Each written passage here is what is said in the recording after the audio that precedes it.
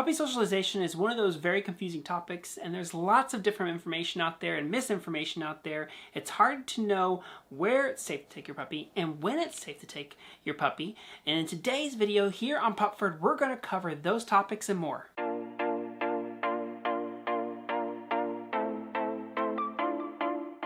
Hi, my name is Trevor Smith, and we're going to talk to you guys today how to effectively and safely socialize your puppy. This is important because we definitely want to make sure to get the most out of our puppy's critical socialization window.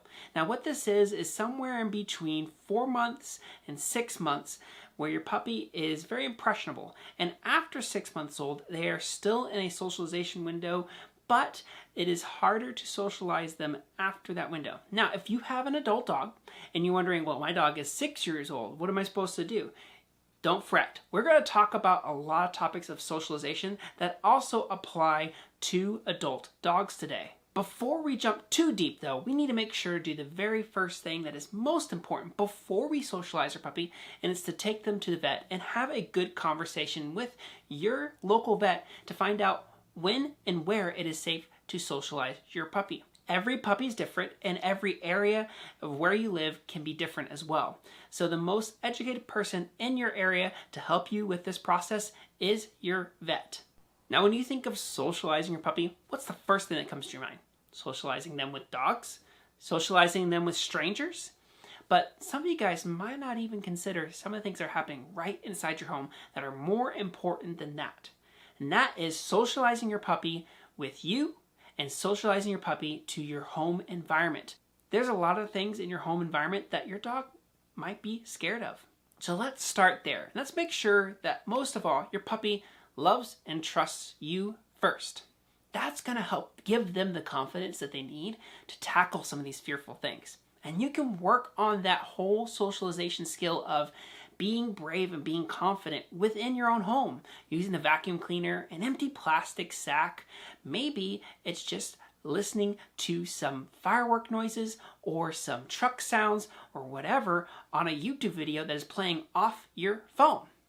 That way you can control the sound or the volume of that thing that they might be scared of. Introducing these things now will help your puppy be more confident every time you play these games. So for instance, I'm not going to take a vacuum cleaner and just run it after my puppy and chase them down. When am I ever going to want a vacuum cleaner chasing my puppy down? Never. But I might put the vacuum cleaner in the off setting and introduce my puppy using some tasty treats. And of course you can get some tasty treats from Pupford.com, and make sure your dog has an association of scary vacuum cleaner to getting a tasty treat. Then you'll start to slowly roll it around, and if they're comfortable with that, you might, in another room, turn on the vacuum cleaner and start giving them some tasty treats to hear the association of the sound of the vacuum cleaner equals getting a tasty treat.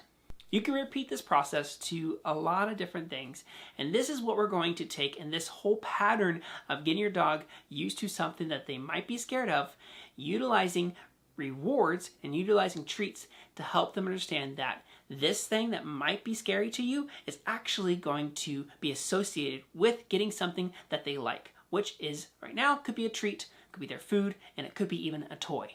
Now let's hop into the next area of socialization, which is people. Making sure your puppy is used to people is super important because you might have friends and family members that come over to your house. You might be visiting friends and family members. Now, when your puppy's in that critical socialization window, or if your dog is pretty relaxed around people, you can start to introduce them to people and strangers in a lot of different ways. One could be having friends and family members over. Another could be visiting friends and family members. There are areas in your local neighborhood that might be safe for your puppy. It could be a hardware store, or an outdoor mall, or a restaurant patio.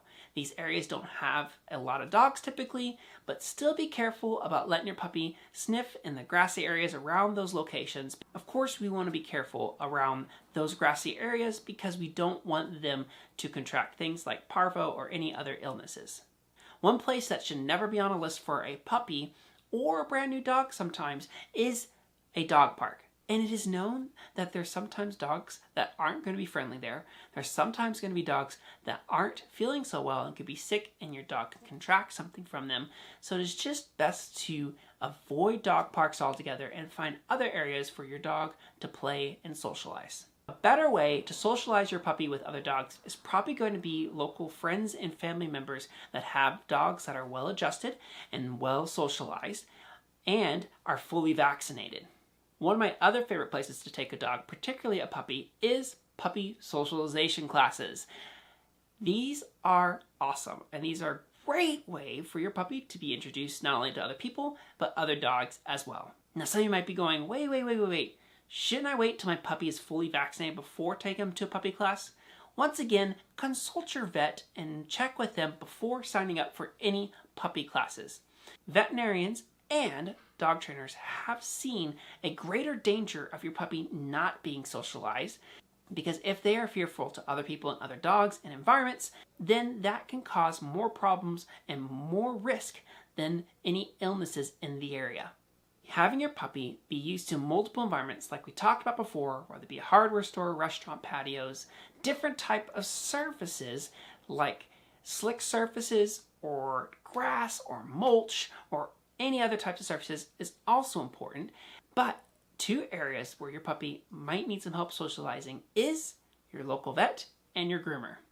Now, one of the things that you can help out right at home with these situations is going to be handling your puppy, making sure they're comfortable with you touching their ears, touching their paws, maybe even giving them a brush, and making sure that they can be examined and looked at is going to help your puppy and dog tremendously when they have to go to these areas. If they aren't used to any of that experience before they go to the vet or groomer, it's going to make it harder for them. So please take a moment every single day and just love on your dog. Isn't that an easy task? Out of all the homeworks that I've given to you, this is one of the most important, that your puppy is used to being handled and is used to being pet and touched by strangers. You can even get friends and family members to practice through handling your puppy before they have to be handled by a complete stranger outside of their own home environment. So in review, we talked about, first of all, consulting with your vet. Secondly, make sure your puppy is socialized to you and your home environment. Third, make sure your puppy is socialized with people. Fourth, make sure your puppy is socialized with other dogs. And finally, make sure your puppy is used to being handled so they are ready for the vet or groomer.